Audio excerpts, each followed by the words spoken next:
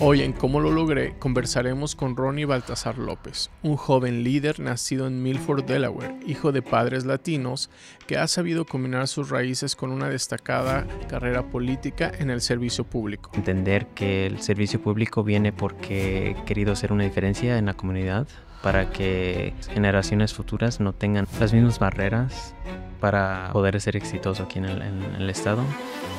Vicepresidente de la Comisión Hispana de Delaware y actual director de Política y Comunicaciones del Departamento de Estado.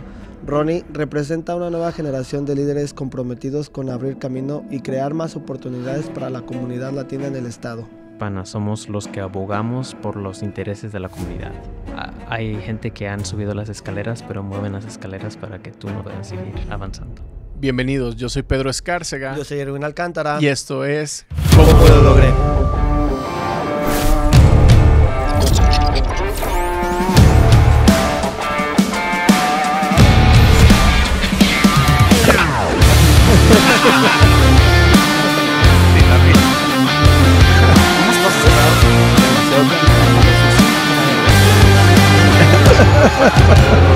¿Usted tiene conciencia de lo que ha logrado? Cuéntanos un poco. Eres de mamá mexicana y de papá de Guatemala, pero naciste aquí en Milford. ¿Cómo fue tu niñez?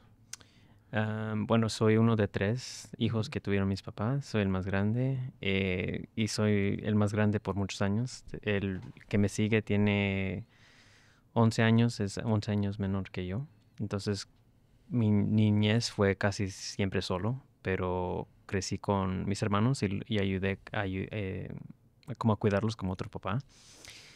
Pero mi niñez fue algo de tratar de explorar y entender la cultura americana con la combinación de la cultura de mi mamá, que es mexicana, y la cultura de mi papá, que es guatemalteco. Y entre esas 3 culturas aprendí no solo el lenguaje, pero también las costumbres, la comida, que es lo que es ser americano, pero con papás hispanos.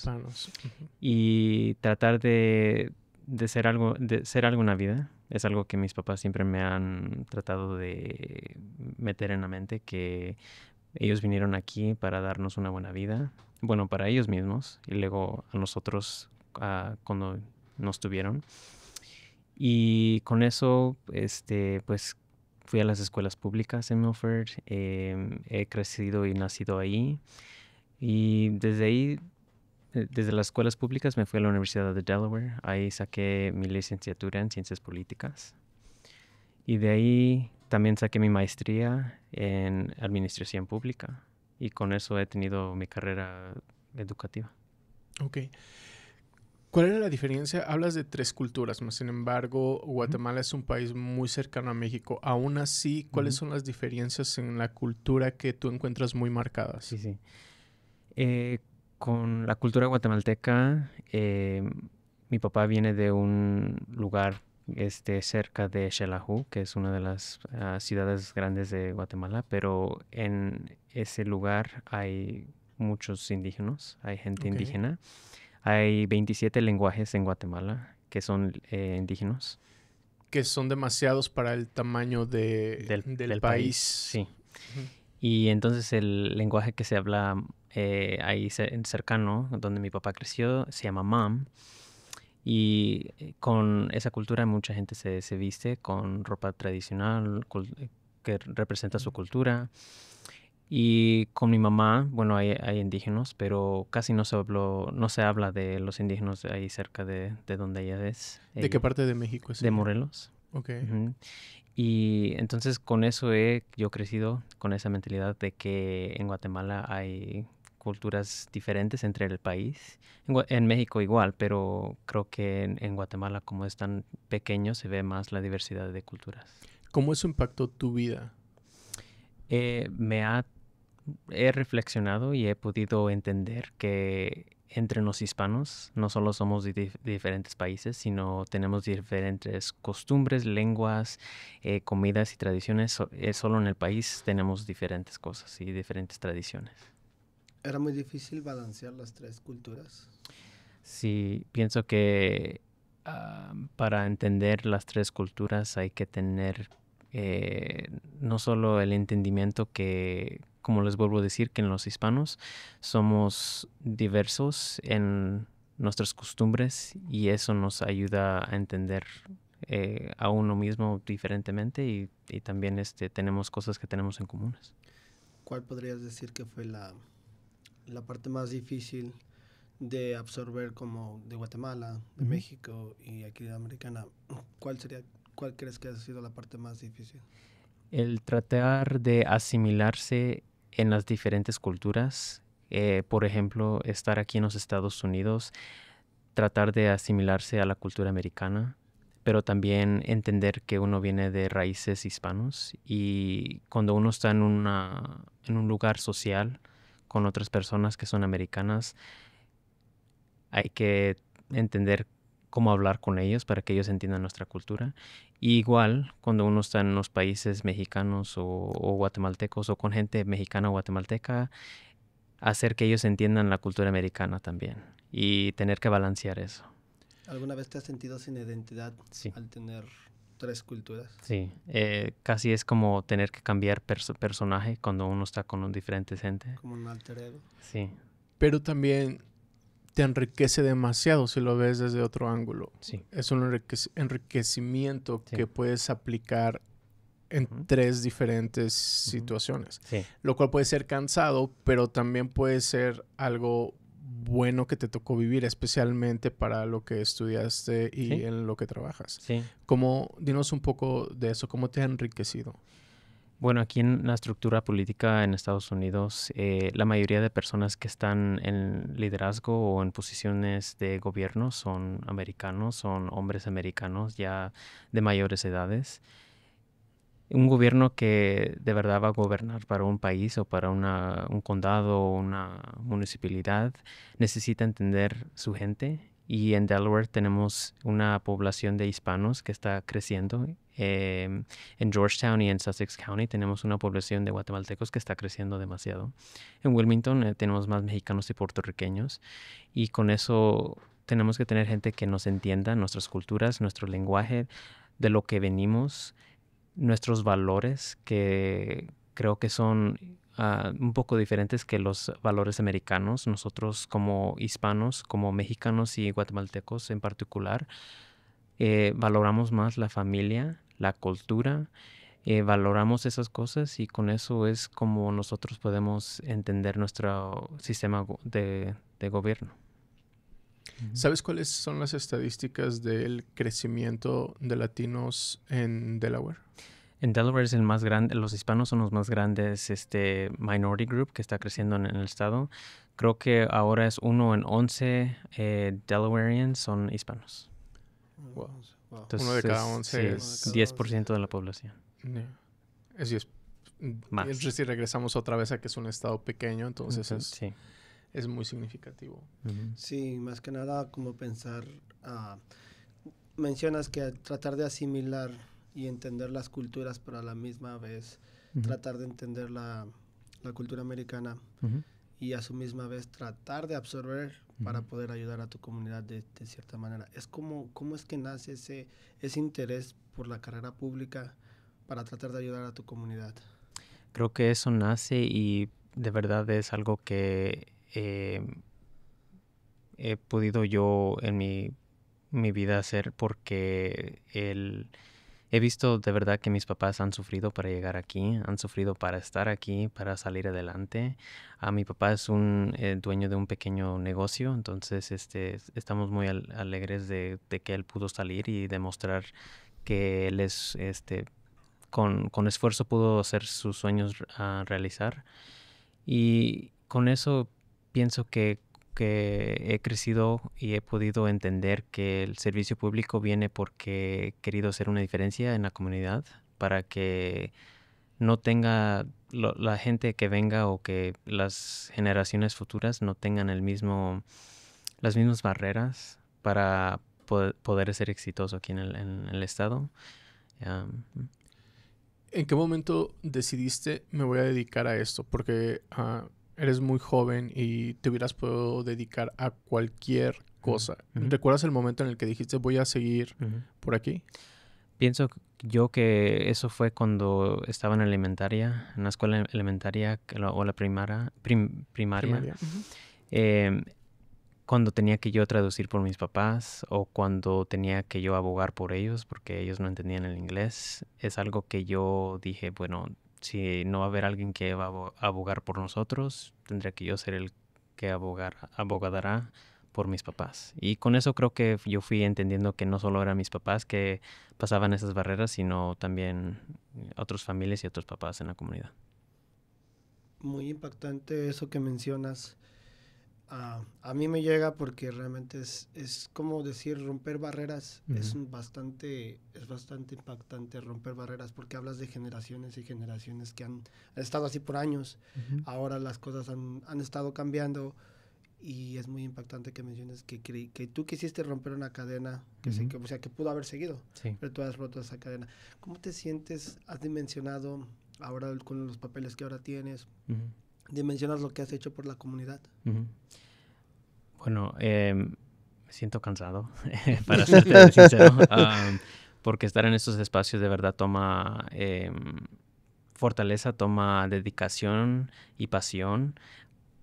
Pasión en lo que uno hace y es un servicio y es una industria donde no se paga muy bien. El servicio público no es como... A diferencia de lo que mucha gente piensa. Sí. La gente piensa que las carreras políticas, especialmente al principio, es muy complicado. Sí, muy complicado, horas muy largas y el salario muy bajo.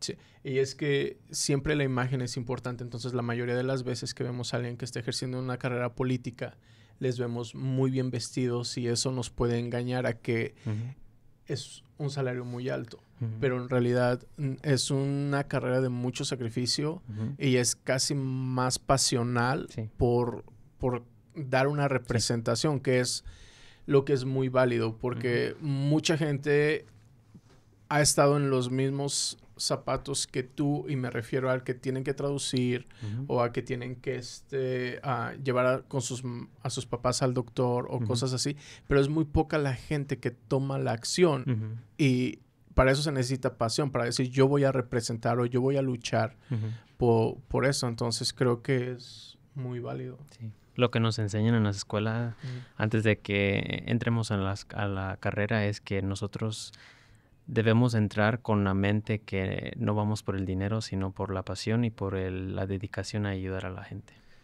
Que es muy importante tocar ese punto, porque si lo piensas con un salario que no es muy bueno, ¿cómo es que te motivas a continuar algo que tú sabes que no te está dando tanto?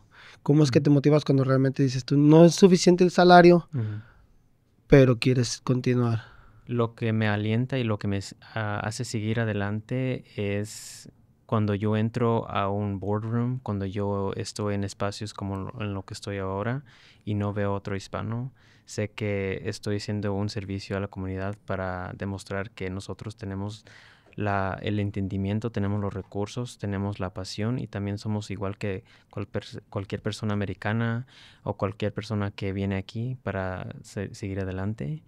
Y con eso me da el entendimiento, me da la pasión para seguir.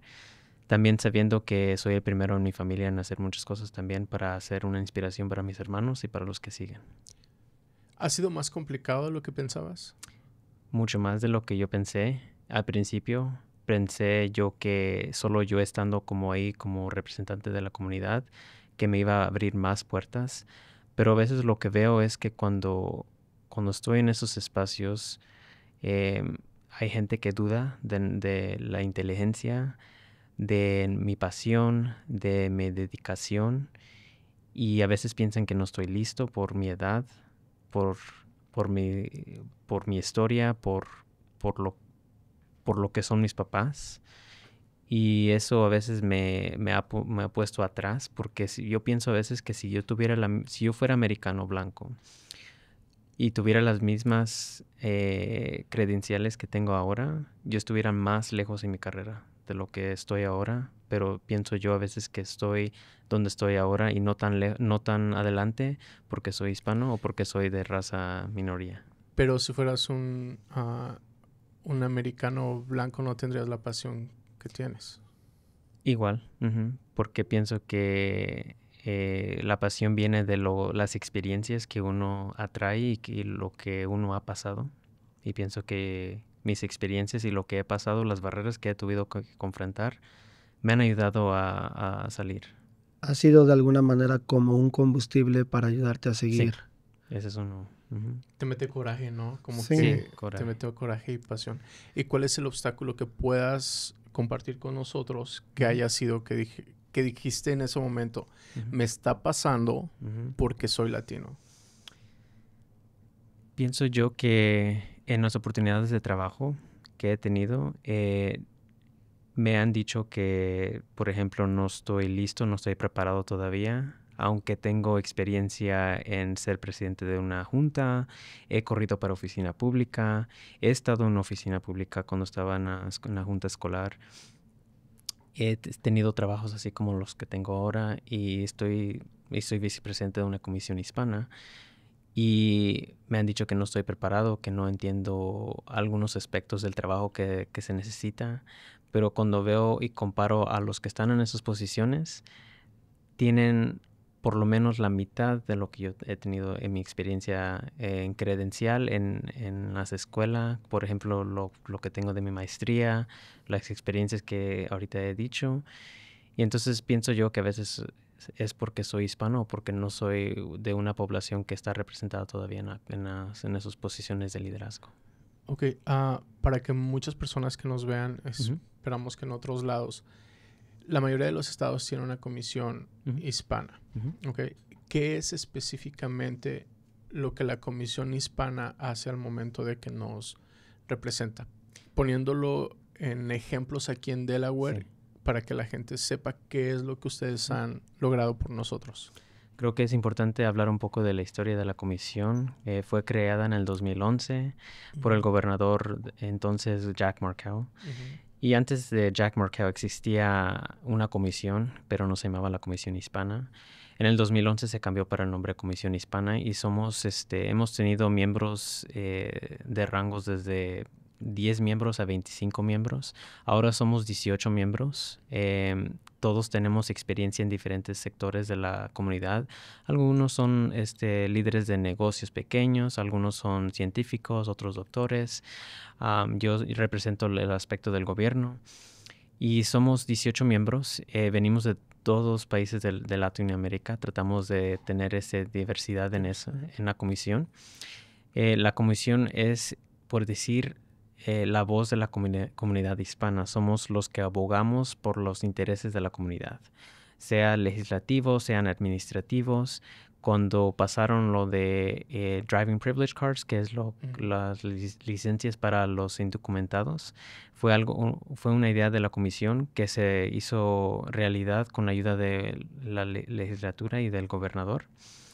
Y recientemente con HB 182 es un bill que pasó en el House y en el Senate, pero también fue firmado por el gobernador en el summer del 2025. Esa ley prohíbe que las municipalidades, los policías los policías municipales, sí, to not enter in 287G agreements con ICE. Ok, esto es proteger nuestra información con agentes de ICE, migratorios. Sí, pero también prohíbe que los policías se tengan unan contacto. Y eso fue algo que empezó con la comisión y se volvió realidad este año con la ayuda de la Asamblea General y del gobernador. Y solo para hacer paréntesis, aquí ninguna de esas 18 personas que ofrecen su tiempo y su conocimiento tienen un sueldo del gobierno. No, menos yo. Solo yo. Porque tú ya tienes, tú estás trabajando directamente con el Estado.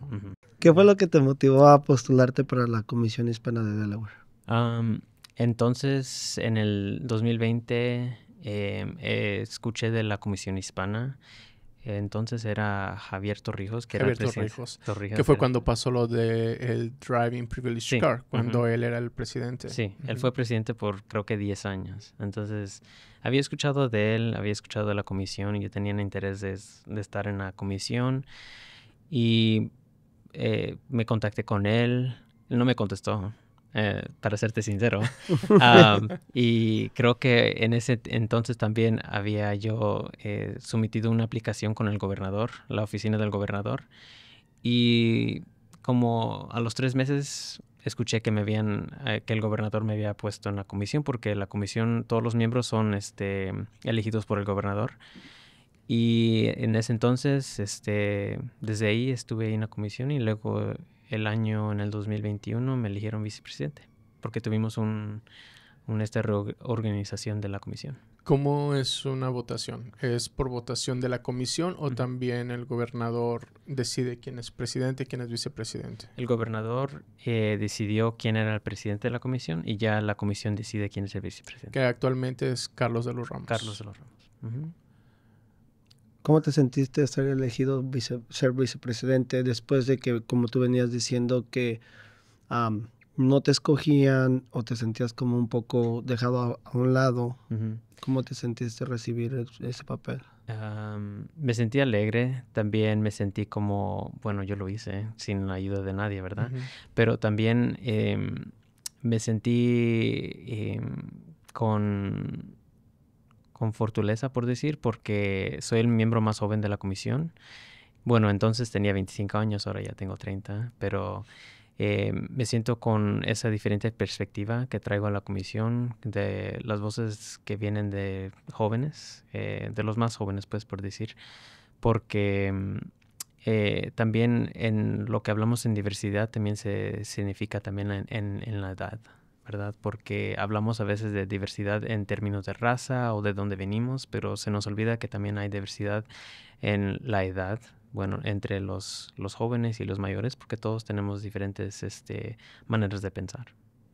Más que nada como nueva generación, que estás tratando de aportar como lo nuevo que tú vas viendo y todo. Sí. ¿Alguna vez batallaste con alguien? ¿Tuviste un confrontamiento con alguien mayor por diferentes opiniones? Sí, hay miembros en la comisión que son de mayores edades o tienen más edad que yo, y con eso en la comunidad hispana pienso también que uno respeta a los mayores y respeta sus ideas, sus voces. Y he tenido, por decir, disagreements con miembros de la comisión que vienen de diferentes edades, porque en su manera de ver pienso yo que ellos vienen de diferentes generaciones, vienen de un tiempo donde a veces no se hablaba tan directamente o a veces we weren't so outspoken. Pero ahora con esta generación pienso que nosotros somos más outspoken, hablamos más de lo que tenemos en la mente, somos más, we're more political, if that makes sense. Y eso es lo que creo que a veces se nos olvida, y sí hemos tenido disagreements en la comisión, pero siempre cordial, siempre tratando de entender que al final del día somos una comisión y somos para representar a la comunidad. Y que las discusiones muchas veces son necesarias porque obviamente hay una diferencia en edad, en experiencia, en perspectivas, en todo, y a estar de acuerdo, a no estar de acuerdo es parte de la madurez. Ahora, me llama un poco la atención porque pidiendo tus datos, hoy me contestaste un mensaje a las 3:30 de la mañana. Y son las 7 de la noche, entonces, y estás lejos de casa. Cuéntanos cómo es mi día. Tu jornada. Mi día regular empieza ahí despertándome para ir al gym.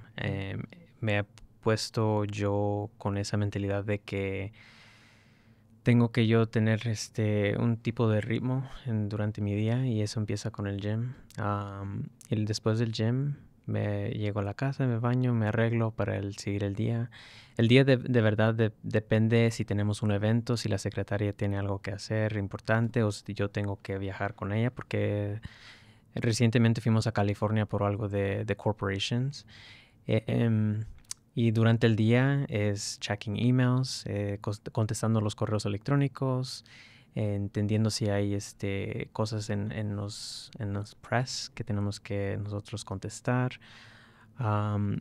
Asegurarme que, por ejemplo, si la Asamblea General está en sesión, que tengo que estar allá monitoreando los bills, cualquier cosas legislativas que estén pasando que no afectan nuestro departamento. Y de ahí como hasta las 5 ya salgo del día, si es algo más temprano. Y de ahí me llego a la casa, leo un libro, veo Netflix, como algo y me duermo.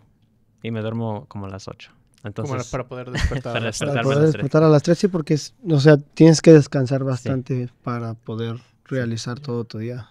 Estamos hablando de que has hecho esto por muchos años y que hay sacrificios que lo conllevan. Por ejemplo, no salir un jueves, un viernes en la noche. ¿Cómo es tu vida social? ¿Tienes vida social? Trato de tener vida social en los weekends, pero también con eso de lo que estoy. También estoy en otras juntas también, no solo en la Comisión Hispana, que también requiere también tiempo. Pero ¿cuáles son? Estoy en el ACLU Board of Delaware, que es en términos en inglés se dice American Civil Liberties Union, que es los defensores de los derechos civiles. También estoy en la red, que es una de las Federally Qualified Health Centers, que es un centro de salud en Sussex County. Soy el presidente de esa junta y con la Comisión Hispana también. En la red, me dices si estoy equivocado, hay muchos hispanos que van a atenderse, ¿verdad? Sí. ¿Esto tiene lo ligas de alguna manera con pertenecer a ellos porque los hispanos son parte de la gente que necesita este servicio? Sí, la red empezó con unas hermanas que fundaron La Esperanza, que es como un centro similar al Latin American Community Center. Las madres que en paz descansen, ¿verdad? Sí. Ya fallecieron las 3. Fallecieron las 3 y ellos tuvieron una idea de que los hispanos necesitaban recursos y necesitaban acceso a la salud y establecieron la red con la ayuda de La Esperanza. Y ahora servimos a pacientes con o sin seguro médico. La mayoría de nuestros pacientes son hispanos, pero no solo son los que servimos, sino también servimos todos los miembros de la comunidad que viven cerca de la red, que quieren salud o acceso al dentista, salud mental, o si quieren solo seguro general como ver un doctor o una enfermera. Ahora que mencionas toda tu carrera, que mencionas todo lo que haces, ¿qué aprendizaje te ha dejado todo esto como persona? ¿Cómo es que ayuda eso a tu persona? ¿Cómo lo haces ver en tu día a día? Lo que he visto y lo que de verdad el mensaje que tengo de servir en tantas capacidades es que a veces la puerta no está abierta y tal vez porque nunca ha habido alguien que ha entrado antes de nuestra comunidad, pero cuando uno abre la puerta hay que dejarla abierta para la persona que sigue, para que las barreras no existan para los que siguen o para que no sea tan difícil para la persona que sigue después de nosotros. Y ese es casi el mensaje que he aprendido porque, como les vuelvo a decir, he tenido experiencias donde no me han abierto la puerta, cuando me la cierran o cuando, por decir en otros términos, hay gente que han subido las escaleras, pero mueven las escaleras para que tú no te puedas seguir avanzando. Sí, eso es muy cierto. ¿Alguno de todos esos casos te ha llevado a pensar como quiero hacer otra cosa? Sí. Hay de verdad que a veces en la comunidad tenemos líderes, tenemos gente que han subido las escaleras, pero que no quieren que alguien más siga. Y entonces mueven las escaleras para que no tengan esa persona las mismas oportunidades. Y hay también gente en la comunidad que no aprecia el sacrificio que a veces uno hace por gratis, ¿verdad? Porque, como te vuelvo a decir, no nos pagan.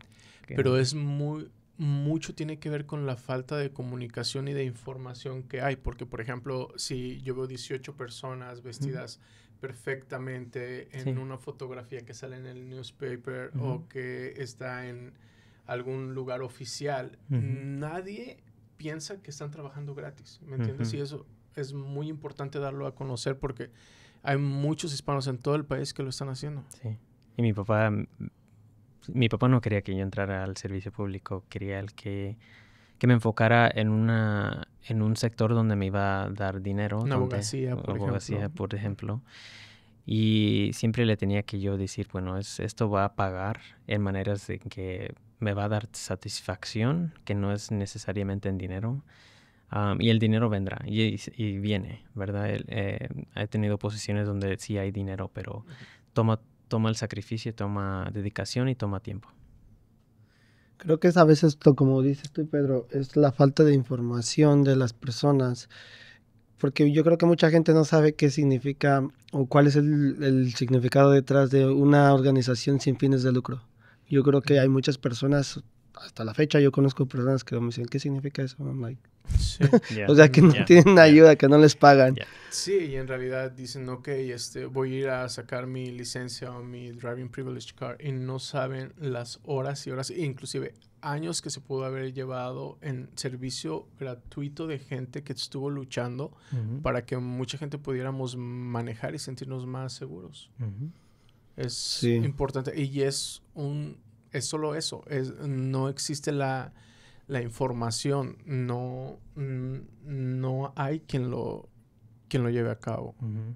Especialmente ahorita con esta administración federal, a veces como comunidad nos ponemos a decir que no hay nada que podemos hacer, pero hay cosas que en el nivel estatal que se puede hacer para combatir algunas de esas cosas, como te vuelvo a repetir, House Bill 182 es algo que el Estado pudo hacer para combatir que las policías locales no tengan no trabajar en conjunto. Y yo creo que es cuando más hay que hacer. Me explico, la gente como que se está ocultando, se está escondiendo, está dejando de ser ellos y al contrario, yo creo que hacer cosas como estas, como abrir la voz y como estar presentes sin miedo es algo que debemos de seguir haciendo. ¿Cuáles son tus metas? ¿Cuál es la posición a donde quieres llegar? Quisiera yo correr para oficina pública otra vez. El año pasado corrí para representante estatal. Desafortunadamente no gané, pero me llenó con experiencias y lecciones que de verdad creo que cualquier persona que quiera entrar a este servicio o este sector debería de ser, especialmente alguien joven, porque se necesita entender que la política es, como la palabra dice, es todo político, ¿verdad? Tiene sus ventajas, tiene sus ganancias, tiene sus pérdidas, tiene uno que balancear, tiene que saber uno entender que no es solo ganar, que a veces hay que hacer compromisos o a veces hay que dar la mano o el brazo torcer a cosas para que uno pueda hacer en cambios en la comunidad. ¿Crees que esto aplique también con el hecho de tener que formar parte de equipos de personas con las que no coincides en la forma de pensar? Sí, la política sí tiene que uno llevarse con gente que de verdad a veces no se puede uno acostumbrar a llevarse con. Por ejemplo, hay gente que va a trabajar contra ti, pero te los tienes que ser amigo. Sí, estando a tu lado. Y tienes que hacerte los amigos. No, y al final es porque todos tienen un mismo propósito. Es como dices, hablabas de la gente mayor con la que a veces no coincides, pero ambos tienen un mismo propósito, que es ayudar a la comunidad, tratar de dar mejor cosa. Entonces, al final del día están sobre el mismo barco. Sí. Están remando hacia el mismo lado, a pesar de que quizás él te está queriendo picar las costillas mientras estás remando, pero por así decirlo, pero están remando hacia el mismo lugar. ¿Cuál es tu sueño más grande? Quisiera yo algún día ser gobernador. Me gustaría gobernador del estado. La presidencia no es un sueño. Bueno, sí es un sueño, pero pienso que con las experiencias que tengo estuviera yo realizando mi sueño, solo rompiendo esa barrera de ser gobernador o a ser un representante, por ejemplo. Pero sí está en tu mente. ¿Ser presidente algún día? Sí. Sí. Sí, hay que soñar grande. Sí. Soñar grande. Pues ese es un sueño grandote y sería un privilegio. Vamos a guardar muy bien esta entrevista para si la tenemos que... Y creo que y creo que sí es muy importante mencionar esto y hacer un poco de énfasis a todo tu trabajo, que para mucha gente quizás pueda ser como que no hace mucho, pero en realidad estás haciendo mucho más que otras personas que a veces dicen, que esto, que... Entonces creo que sí es muy importante y apoyar más que nada cada vez a personas que veamos así, bueno, en mi caso, y en el caso de toda la gente que nos está escuchando y que nos está viendo, creo que es muy importante apoyar como este tipo de personas, este tipo de organizaciones y entender un poco más. Una pregunta que tengo para ti es, ¿cómo podrías educar más a nuestra comunidad? Ahorita que te están escuchando, ¿qué es lo que tú podrías decirle a toda la comunidad? Lo que puedo decir a la comunidad, y es algo que le digo a mis papás todo el tiempo, es de que aunque no estemos directamente involucrados en la política o en nuestro gobierno, hay que estar atentos a lo que está pasando alrededor de nosotros, que sea cosas locales, sea al estatal o al federal, porque el saber es tener poder. Los que no saben, nunca van a hacer una diferencia, nunca van a poder entender. Pero si uno es activo en tratar de entender, si tiene la curiosidad de entender lo que está pasando, es como uno se abre las puertas para el siguiente paso, ¿verdad? Que es como, por decir, si uno sabe que está pasando algo con migración, uno va a tener la curiosidad y entender que tal vez hay algo que podemos hacer. Tal vez puedo contactar a la Comisión Hispana, por ejemplo, ¿verdad? Puedo contactar a un miembro de la comisión, puedo contactar a mi gobernador, mi representante, cosas así. Y es algo que pienso que en nuestra comunidad nos falta. Siento que en otras comunidades hay un poco más de esfuerzo. De nuestra comunidad no creo que es falta de esfuerzo, sino es falta de no solo el valor, pero solo el entendimiento de que uno puede ser más solo por saber lo que está pasando en la comunidad. Información.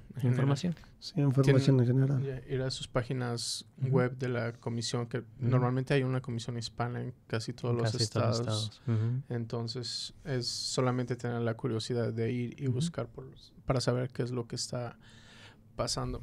Ahora, regresándonos mucho a cuando eras un niño y tenías que traducir para tus padres y estar en situaciones a lo mejor, hay veces que hay niños que tienen que traducir algo en el doctor con sus papás y enterarse de cosas que muy probablemente no tienen edad para saber.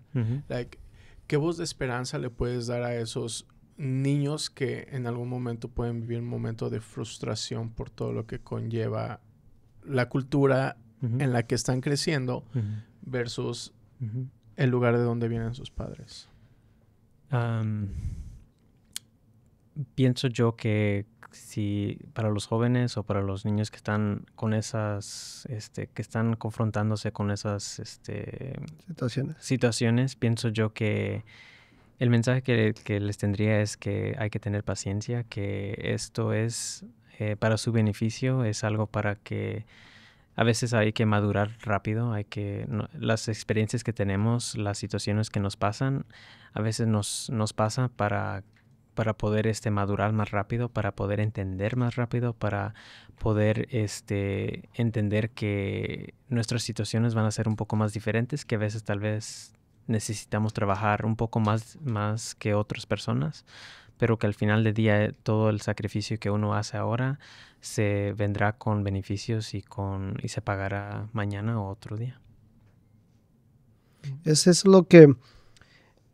¿Qué es lo que te llena tu mente al saber, como por decir, que quizás todo lo que tú estás haciendo hoy no podrás ver los resultados quizás a ti?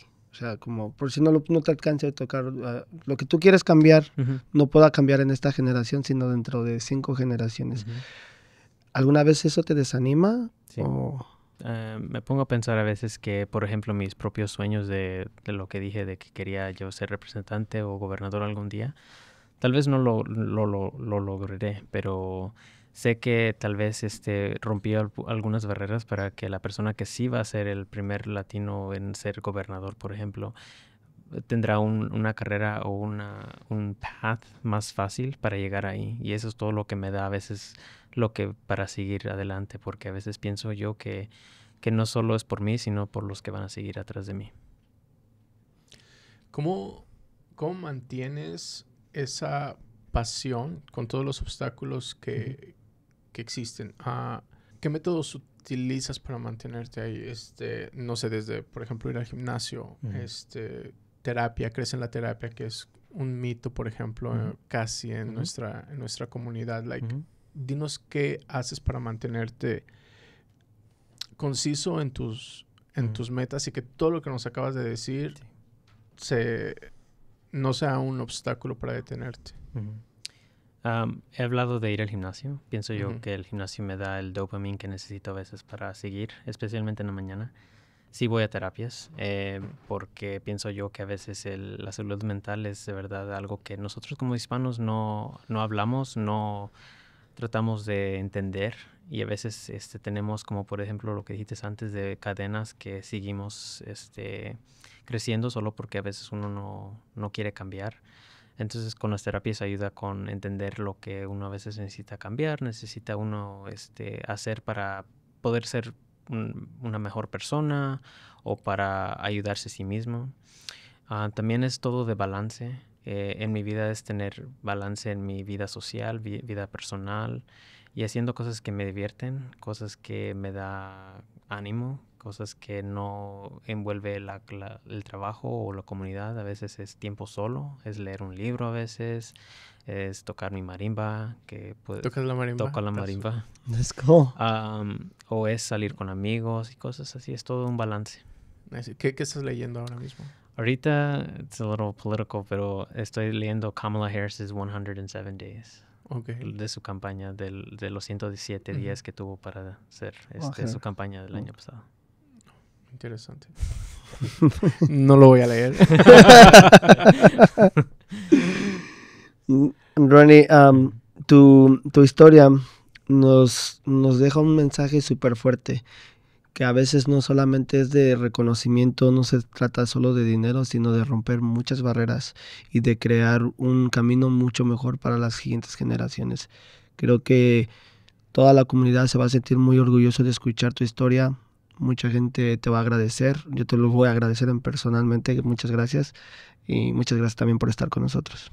Muchas gracias por compartir tu historia y espero que en algún momento podamos llamarte señor gobernador. Gracias por tenerme.